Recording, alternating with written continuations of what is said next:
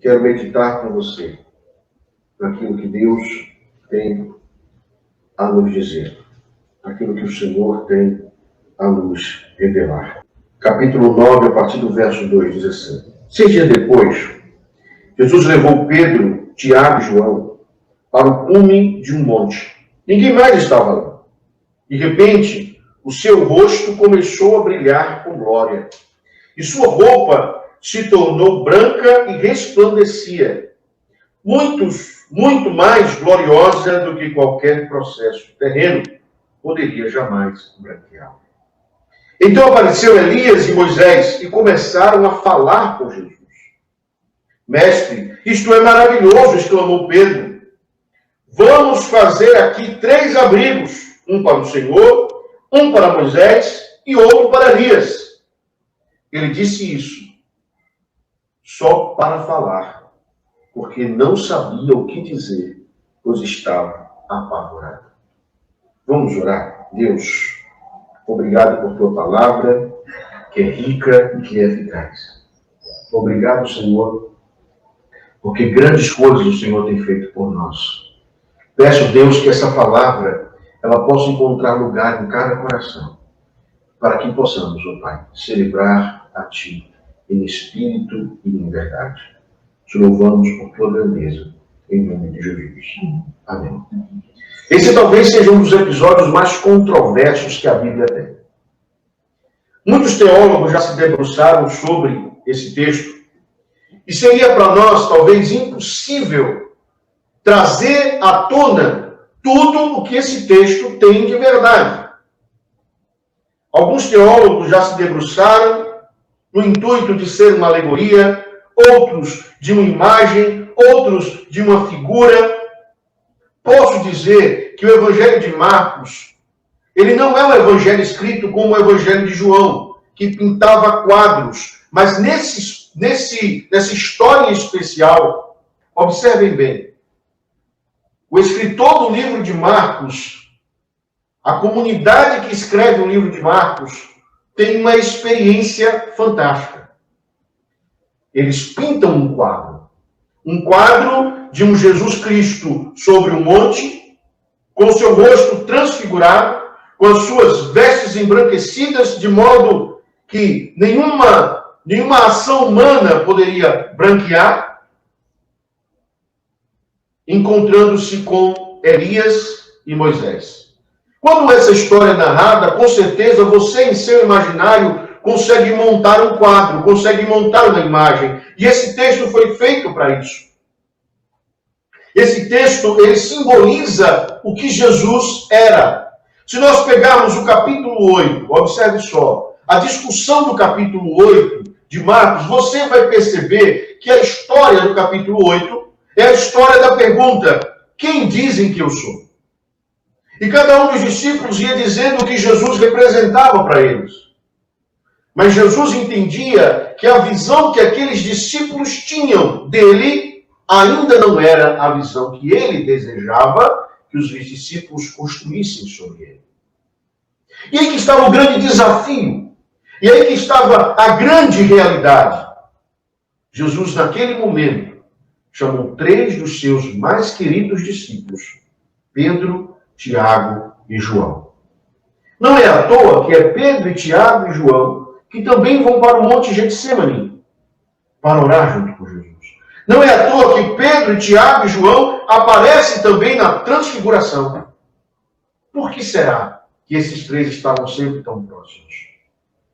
Porque eram os 3 a quem Jesus confiava os segredos mais profundos da sua mensagem. Agora observem só. Quem estava ali? Pedro, Zelote, João, o amado, aquele que era um homem puro e sensível, e Tiago, alguém que não sabemos muito, apenas sabemos que era irmão de Jesus. Esses 3 estavam ligados a essa estrutura. Esses 3 estavam ligados intensamente a Cristo. Mas, na transfiguração, outras 2 pessoas, outras 2 figuras aparecem. Elias e Moisés. E Jesus estava ali. O que simboliza isso? O que quadro aqueles três, ou que lição aqueles três precisavam aprender? Queridos, o Evangelho de Lucas chega a dizer que Elias e Moisés falavam com Jesus sobre a sua morte, sobre o que viria a acontecer. O Evangelho de Marcos omite essa informação, não traz essa informação, mas o Evangelho de Lucas traz. O que aqueles três conversavam? O que realmente eles falavam? Nós não sabemos. O Evangelho de Lucas diz que eles falavam sobre a morte de Jesus. Mas não sabemos se eles consolavam Jesus acerca da sua morte, ou se, na verdade, eles estavam dizendo que aquela morte iria cumprir o papel que eles assumiram e que não foi concretizado. Porque, na verdade, os dois, Elias e Moisés, simbolizam a lei e os profetas. Moisés, como pai da lei. Elias, como o profeta mais popular de Israel. Os dois simbolizam duas eras que tentou promover a unidade com Deus, mas que fracassaram nas suas tentativas. E ali estavam diante daquele único que poderia cumprir a etapa final daquilo que eles começaram. Jesus é o fim da lei, Jesus é o fim das escolas proféticas.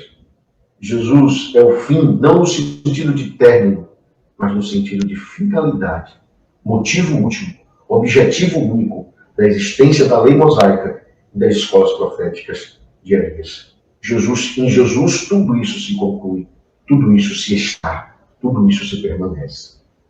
E eu quero pensar com vocês o resultado do que aqueles três homens viram para a vida espiritual deles. O resultado do que aqueles homens encontraram naquela transfiguração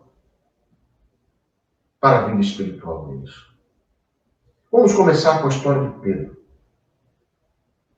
A história de Pedro, ela é interessante, porque Pedro, desde o início da caminhada da sua fé, ele se mostra alguém afoito, com vontade, com desejo, com quereres.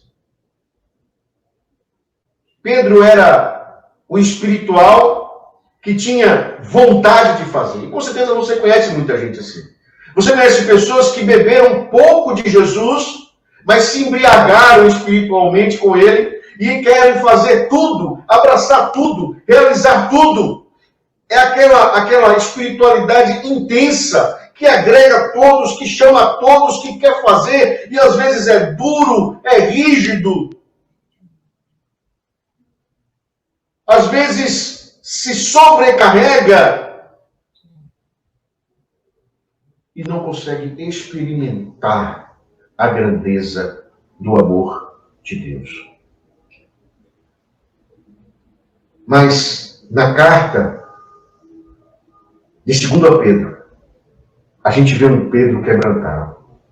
Um Pedro que chega a dizer o seguinte: eu vi com meus próprios olhos e eu sei da grandeza do amor de Deus. Um Pedro que, através daquela experiência do monte, daquela experiência da transfiguração, a sua vida espiritual foi transformada. Ele entendeu que Moisés, a partir da lei, não atendia a demanda dele. Ele entendeu que as escolas proféticas, o discurso profético de denúncia, de ação social, de briga, da transformação das comunidades, também não resolvia o problema dele. E que a única coisa que atendia às necessidades espirituais em seu coração era a figura do Cristo. Sem Jesus, a lei é morta e toda e qualquer ação de militância social que você tenha também é morte. Pedro entendeu isso. Pedro se transforma em um grande discípulo de Jesus, porque ele viu, ele contemplou o poder de Deus. A segunda figura importante é a figura de João. João era aquele discípulo que se envolveu emocionalmente com a missão.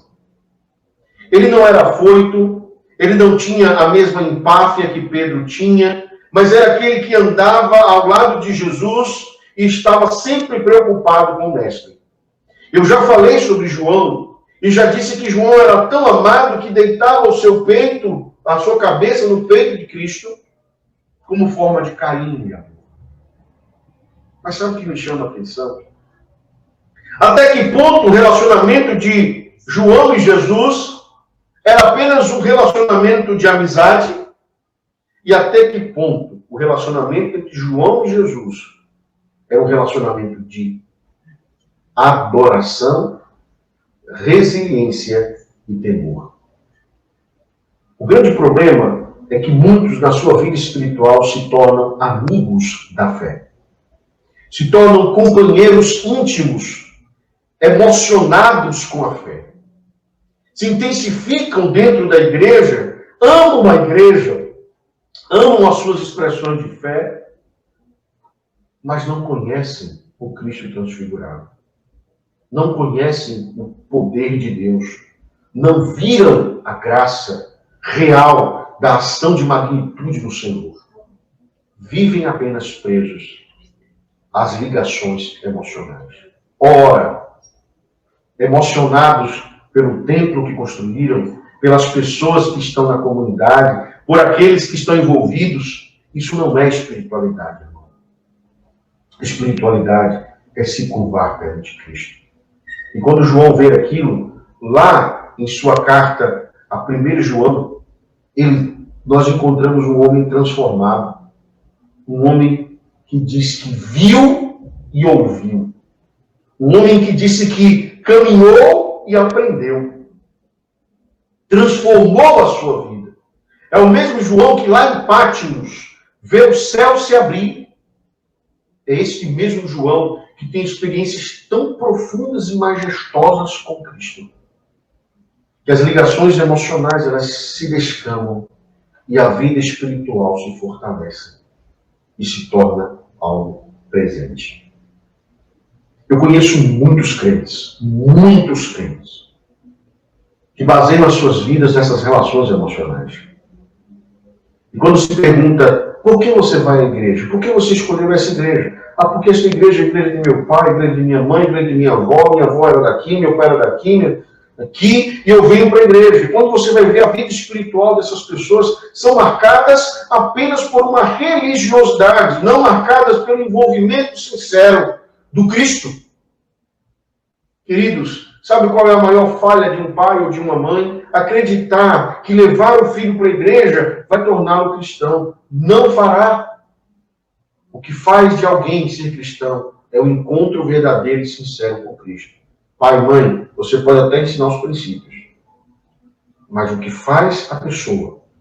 Ele pode até se envolver emocionalmente com a igreja. Ele pode amar estar na igreja. Ele pode amar as pessoas. Ele pode se envolver, ser amigo do pastor. Mas se ele não tiver um encontro verdadeiro e sincero com Cristo, se ele não olhar para o rosto do Cristo em magnitude, transformado, nada disso será válido. A terceira figura importante é a figura de Tiago. A Bíblia não traz muitas informações sobre Tiago, nós não sabemos muito bem quem ele era. Alguns teólogos apontam Tiago como irmão de Jesus. Possivelmente ele era um irmão de Jesus. E quando a gente fala sobre irmão de Jesus, os católicos tremem porque acreditam que Maria não teve outros filhos senão Jesus. Mas, na verdade, o texto bíblico deixa claro que Jesus tinha sim irmãos. Tinha sim irmãos. E a ideia era essa. Jesus era o primogênito do casal, mas haviam outros que eram irmãos de Jesus. Tanto que a própria Bíblia diz que Jesus estava em uma casa, e lá nessa casa dizem, Jesus, sua mãe e seus irmãos estão aí. Jesus diz, a minha mãe e os meus irmãos são esses que estão comigo. E Tiago, em especial, ele decide deliberadamente seguir Jesus. É Tiago quem vai seguir Jesus. E com certeza, talvez, a ligação de Tiago com Jesus fosse aquela ligação familiar que eu acabei de falar com vocês. Aquela ligação onde eu me identifico com a espiritualidade por conta da minha família. Eu acho interessante que eu fui professor durante um período grande em Salvador, 2 anos no IFBA, e um jovem chegou para mim e disse assim: eu sou de uma religião de matriz africana por conta de uma identificação histórica. Eu me identifico historicamente com... Eu perguntei para ele: e você acredita? Ele disse: não, eu frequento por conta de uma ligação histórica. Isso não é espiritualidade. Se você vai para a igreja por conta de uma ligação histórica da sua família, se você vai para a igreja apenas porque tem uma ligação histórica com a história da igreja, seus pais estavam lá, isso não funciona, isso não é fé, isso não é espiritualidade. Ou você tem um encontro verdadeiro com Jesus, ou isso não funciona. Eu vejo muitas pessoas com famílias dentro da igreja, mas que não possuem espiritualidade nenhuma. E isso é resultado de quê? Da ausência de um encontro sincero com Jesus. Jesus mostrou a sua face, de maneira maravilhosa para aqueles 3. E a história daqueles 3 tiveram rumos completamente diferentes. Tiago, em sua carta, ele também fala desse encontro com Jesus. Ele também deixa claro isso. De como essa intensificação do olhar para o elemento espiritual na vida do Cristo transforma a vida dele. Querido, jamais podemos esquecer que a nossa fé não é baseada naquilo que é concreto. Nossa fé é baseada no poder de Deus. E o poder de Deus pode ser loucura para muitos, mas é aquilo que nos motiva e nos transforma em filhos de Deus. Ou tomamos a decisão, hoje, de abandonar o ritualismo, de abandonar aquilo que achamos que é racional, e abraçamos o Cristo verdadeiro. Ou então, seremos mais a grande fileira daqueles que ainda não subiram o monte e não viram a face de Jesus transfigurada. Esse é o nosso maior desafio. Olhar para o Cristo transfigurado e termos as nossas vidas transformadas. Não busque o Jesus que as pessoas querem que você acredite. Busque o Jesus que você encontra no monte e transfigurado. É esse Jesus que você precisa encontrar. É este Jesus que você precisa seguir. É este Jesus que você precisa tomar o caminho dele e ir. Que ele te abençoe poderosamente.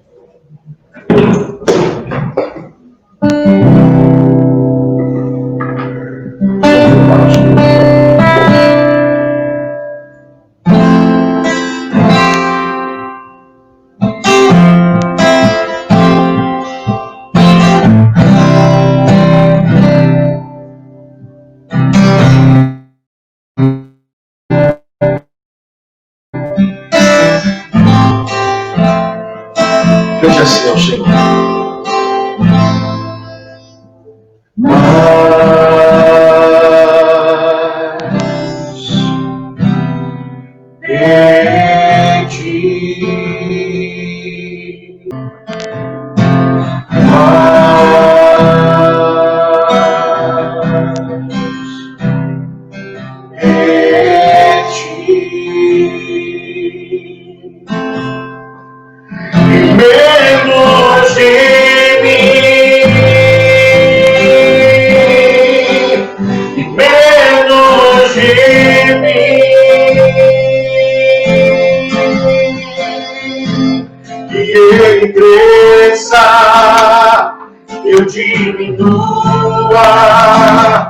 Ele apareça, eu me constranja com a sua glória, de todo seu amor, infinita humildade, servos de todos os irmãos.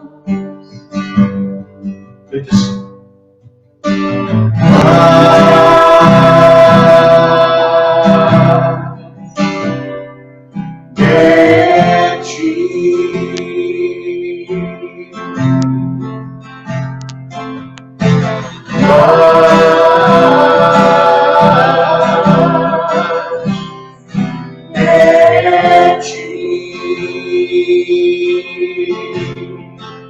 E menos de mim, e menos de mim,